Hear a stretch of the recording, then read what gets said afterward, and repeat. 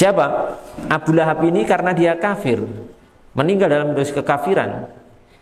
Itu gara-gara cinta, gara-gara bahagia dengan kelahiran Nabi Muhammad, sampai memerdekakan budak perempuannya bernama Thuwaibah. Itu setiap hari Senin beliau itu diringankan siksanya oleh Allah Subhanahu wa taala.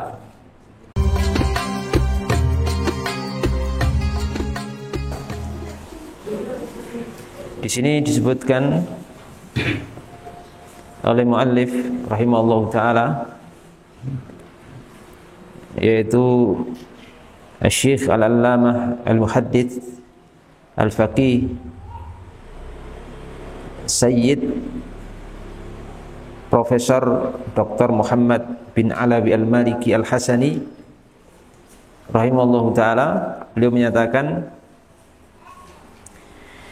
yadhkurul ulama'u fi kutubil hadithi wasirati qissata itki Abi Lahabin li jariyatihi Thuwaibah lamma abarathu bi wiladati Nabi sallallahu alaihi wasallam. Para ulama dalam kitab-kitab hadits dan sirah menyebutkan kisah tentang pemerdekaan Abu Lahab terhadap budak perempuannya yang bernama Thuwaibah, tatkala budak perempuannya ini mengkabarkan kepada beliau tentang kelahiran Nabi Muhammad SAW. Jadi kisah ini masyhurah, kisah ini sangat terkenal sekali, sangat masyhur, ma'ruf, disebutkan oleh para ulama dalam kitab-kitab hadits. Nanti sebagiannya akan saya sebutkan, dan juga dalam kitab-kitab sirah, kisah tentang bagaimana Abu Lahab itu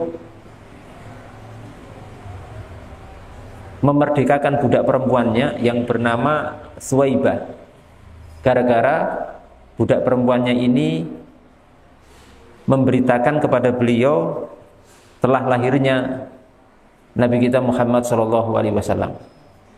Jadi saking senengnya Abu Lahab, saking gembiranya Abu Lahab dengan kelahiran Nabi kita Muhammad SAW, itu sampai budaknya sebagai tanda kegembiraan itu, budak perempuannya dimerdekakan saat itu. Namanya Thuwaibah. Namanya siapa? Thuwaibah. Ini luar biasa. Padahal Abu Lahab itu kafir, orang kafir, non muslim. Tapi saat dapat berita kelahiran Nabi akhir zaman, penutup para nabi, yaitu Nabi Muhammad SAW, itu gembiranya luar biasa. Sampai budak perempuannya dimerdekakan. Padahal budak perempuan itu dulu di zaman itu mahal harganya, ya, harganya sangat mahal. Sehingga ketika Abu Lahab ini sudah meninggal, di kisah itu disebutkan, wa anal Abbas ibn Abdul Muttalib ra'a Abu Lahab fi naumi ba'da wafatihi. Al-Abbas ibn Abdul Muttalib pernah bermimpi setelah Abu Lahab meninggal, ya. Jadi Al-Abbas ibn Abdul Muttalib pernah bermimpi melihat Abu Lahab di mimpinya ketika Abu Lahab sudah meninggal dunia. Fasa'alahu an halihi. Kemudian siapa? Al-Abbas ini bertanya kepada Abu Lahab tentang kondisinya setelah meninggal itu bagaimana. Dan ini mungkin terjadi, ya. Jadi kadang kita itu kan bermimpi ketemu orang yang sudah meninggal, ya kan? Mungkin ketemu sama ibu kita, ketemu sama bapak kita, ketemu sama si fulan, teman kita yang sudah wafat. Itu mungkin terjadi karena kenapa? Karena saat kita tidur itu kan akhul maut, ya. Tidur itu saudara kembarnya kematian. Jadi mirip dengan kematian. Karena ketika tidur itu disebutkan dalam Quran, ruh kita atau arwah kita itu keluar dari jasad. Kalau kita ditakdirkan masih hidup, nanti ruh itu dikembalikan ke jasad kita, kemudian kita bangun. Tapi kalau kita kemudian ditakdirkan meninggal, maka jasad itu akan ditahan oleh Allah. Ruh itu akan ditahan oleh Allah Subhanahu wa taala. Maka ketika kita tidur, ruh itu keluar dari jasad, cuma tidak keluar secara mutlak, makanya masih bernafas gitu. Jadi masih ada ta'alluq. Ta'alluq itu hubungan ruh yang keluar dari jasad itu masih ada hubungan dengan badan kita. Makanya kita itu tidak mati, masih ada ta'alluq, bisa bernafas, bisa bergerak. Tapi mirip orang mati. Makanya ketika kita tidur memungkinkan ketemu bermimpi dengan orang-orang yang sudah meninggal karena ruhnya bertemu di alam sana. Ya, bisa disebutkan dan bisa dicek ya dalam Al-Qur'an, dalam tafsir Quran tentang masalah ini. Termasuk di sini Al-Abbas Ibnu Abdul Muthalib bermimpi bertemu Abu Lahab. Setelah Abu Lahab meninggal terus bertanya Al-Abbas ini, kondisimu gimana di sana setelah kamu meninggal gitu. Faqala, maka Abu Lahab itu meninggal dalam kondisi tetap kafir ya, tidak masuk Islam. Cuma waktu hidupnya pernah sangat gembira dengan kelahiran Nabi Muhammad sampai memerdekakan budak perempuannya yang bernama Thuwaibah sebagai hadiah kegembiraan itu. Terus bagaimana jawaban daripada Abu Lahab ketika ditanya oleh Al-Abbas Ibnu Abdul Muthalib?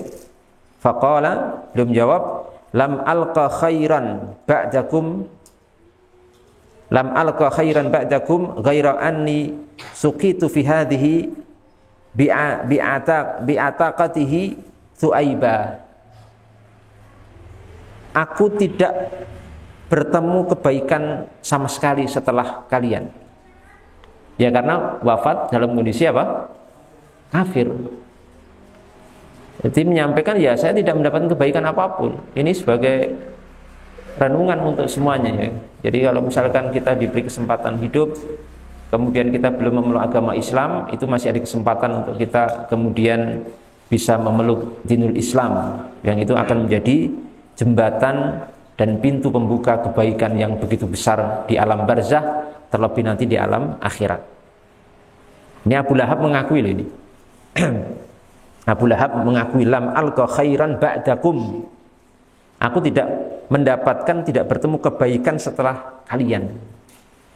Kecuali ghaira anni, kecuali aku suqitu fi hadhihi, aku diberi minum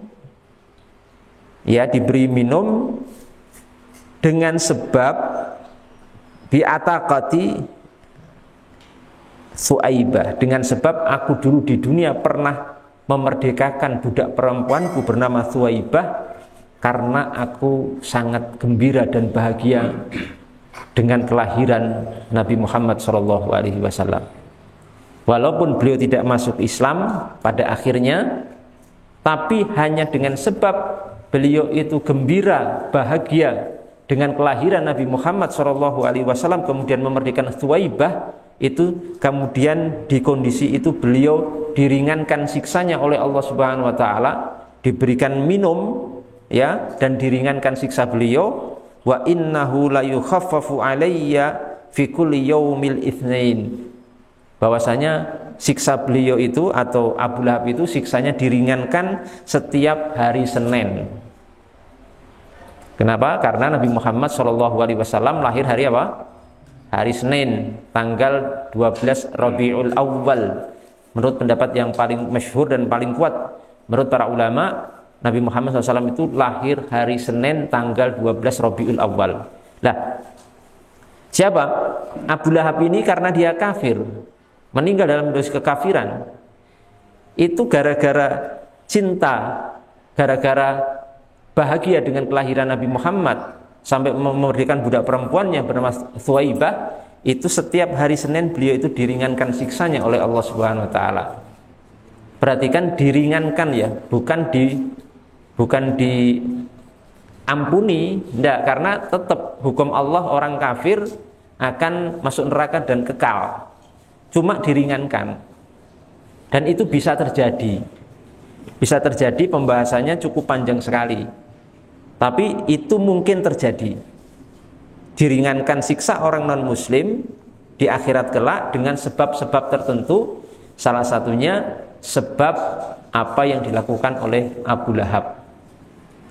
Cuma gara-gara senang, bahagia dengan kelahiran Nabi Muhammad SAW. Pertama beliau orang kafir, tidak masuk Islam, ya. Yang kedua, dengan sebab itu beliau diringankan. Ya, riwayat ini jamaah yang dimuliakan Allah Subhanahu wa taala banyak dinukil oleh ulama. Ya, hadzal khabaru rawahu wa naqalahu jumlatun min a'immatil hadits wasiyar. Jadi khabar ini, riwayat ini banyak dinukil dan diriwayatkan oleh sekumpulan para a'immatul hadits wasiyar, oleh sekumpulan para ulama ahli hadis dan ahli sejarah. Jadi ada bisa dibuktikan di kitab-kitab mereka, ya, di buku-buku mereka, seperti misalkan Imam Abdul Razzaq As-San'ani fil Musannaf, itu kitab hadis. Imam Bukhari, termasuk riwayat ini diriwayatkan Imam Bukhari dalam sahih beliau secara mursalan. Al-Hafidz Ibnu Hajar, Al-Hafidz Ibnu Katsir menyebutkan kalau tidak salah di Al-Bidayah wa Nihayah. Al-Bidayah wa Nihayah. Ya benar, di dalam kitab Al-Bidayah wa Nihayah. Bidayah wa Nihayah itu 6 7 jilid besar, ya. Al-Bidayah wa Nihayah. Itu di jilid kedua disebutkan Ibnu Katsir. Kemudian juga disebutkan oleh Al-Hafidzu Al-Baihaqi, kemudian Ibnu Hisham wa Suhaili, Al-Hafidzu Al-Baghawi, Muhammad bin Umar Al-Hadrami, dan lain sebagainya. Itu luar biasa. Kisah ini sangat luar biasa. Ini menjadi sebuah renungan bagi kita semuanya. Abu Lahab saja yang kafir itu mendapatkan keringanan siksa setiap hari Senin dari Allah Subhanahu wa taala, tersebab beliau mencintai, beliau bahagia dengan kelahiran Nabi Muhammad SAW, sampai memerdekakan budaknya, budak perempuannya yang itu harta yang cukup mahal waktu itu. Ya, bagaimana kemudian dengan seorang muslim yang mencintai Nabi Muhammad, bahagia dengan kelahiran Nabi Muhammad SAW. Sudah muslim, mencintai Nabi Muhammad, bahagia dengan pengutusan diutusnya Nabi Muhammad, dan bahagia gembira dengan kelahiran Nabi Muhammad SAW. Bisa dibayangkan, padahal sebenarnya hukum rumusnya itu orang kafir tidak bisa sebenarnya, tapi bisa diringankan, walaupun tidak diampuni, ya, tapi bisa diringankan. Kalau Abu Lahab kita yakini kekal dalam neraka, khalidan mukhalladan finnar, kekal dalam neraka Abu Lahab. Karena kan keumuman dalil-dalil, ya, yang ada, ya ayyuhalladzina innalladzina kafaru min ahlil kitabi wal musyrikina fi nari jahannama khalidina fiha ila akhir ayat. Karena termasuk orang kafir. Tapi kok bisa diringankan siksanya dengan sebab itu? Nah, bagaimana kalau sampai seorang muslim itu punya segalanya, punya Allah, iman pada Allah, pada rukun iman, minimal pada rukun iman. Dia apalagi merealisasikan dan mengamalkan rukun Islam, ya, syahadat, sholat, puasa, zakat, haji bagi yang mampu. Andai dia muslim punya rukun iman dan rukun Islam ini, kecuali haji bagi yang mampu, punya ini tok saja, terus mencintai Nabi Muhammad sebagai konsekuensi iman kepada Rasul. Kan rukun iman ada iman kepada Rasul-Rasul Allah Subhanahu wa taala, salah satunya Rasul Muhammad SAW. Mencintai, bahagia, gembira dengan pengutusan beliau, maka ini luar biasa dampaknya.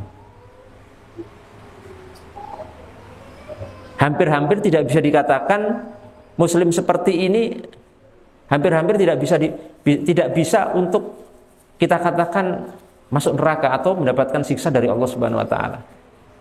Dan sudah punya rukun iman, rukun Islam, mencintai Nabi Muhammad sallallahu alaihi wasallam, bahagia. Maka di sini Bapak Ibu sekalian yang dimuliakan Allah Subhanahu wa taala, momen paling tidak momen bulan Rabiul Awal. Sekarang kita di bulan Rabiul Awal. Mungkin ada yang enggak gagas, enggak ngerti ini bulan apa, ngerti ini bulan apa ini? Tahunya bulan apa ini? Bukan bulan Masehi loh. Tahunya bulan September. Wis ra enggak gagas ini bulan apa, wis Hijriah ra paham babar blas. Ngerti ini apa September. Padahal sekarang kita di bulan Rabiul Awal, orang Jawa mengistilahkan dengan bulan Mulud atau Maulud, bulan Maulid, kelahiran Nabi kita Muhammad sallallahu alaihi wasallam. Lah, seyogianya di bulan-bulan seperti ini kita itu kembali mendedah, membuka sejarah-sejarah, peristiwa-peristiwa sirah Nabi kita Muhammad sallallahu alaihi wasallam, supaya kita itu muncul pada diri kita kecintaan, kebahagiaan, dan upaya nantinya untuk meneladani beliau sallallahu alaihi wasallam dalam seluruh aspek kehidupan beliau. Ya, yang terus terang maaf bahwa banyak kaum muslimin yang masih sangat rapuh tentang nabinya, nggak ngerti kapan dilahirkan, nggak ngerti kapan wafatnya, nggak ngerti sejarahnya, bagaimana beliau sejak awal di alam kandungan sampai lahir, sampai dewasa, sampai begini, sampai diangkat menjadi rasul, sampai wafat. Nggak paham, nggak ngerti. Taunya cuma mungkin Nabiku Muhammad. Ya, padahal nanti di alam kubur, di alam barzah itu salah satu pertanyaan yang akan ditanya apa? Tentang Nabi. Pertanyaannya kan ada 3. Man rabbuka, wa man nabiyuka, wa ma dinuka. Siapa Tuhanmu? Siapa nabimu? Apa agamamu? Kalau pengenalan kita kurang kepada Nabi Muhammad sallallahu alaihi wasallam, khawatir kita nggak bisa jawab. Dijawab nabimu, siapa nabimu, malah dijawab Ronaldo. Karena lebih kenal Ronaldo, Pak, daripada Nabi Muhammad sallallahu alaihi wasallam. Kenal asal negaranya dari mana, oh dari Portugal, usianya sekian, sejarah hidupnya dari kecil begini, oh gini-gini, sampai jadi mega bintang begini, sekarang ikut klub ini, ikut klub di Timur Tengah begini-begini, klubnya ini, mainnya begini, golnya apal semua. Pas giliran Nabi Muhammad malah apa? Zong alias kosong. Apalagi yang saya perhatikan, pelajaran dan kajian-kajian majelis ilmu tentang sirah nabawiyah itu juga masih sangat kurang sekali. Kan kaidahnya tak kenal maka apa? Tak sayang. Untuk mewujudkan sayang dan cinta kepada Nabi Muhammad itu harus kenal dulu.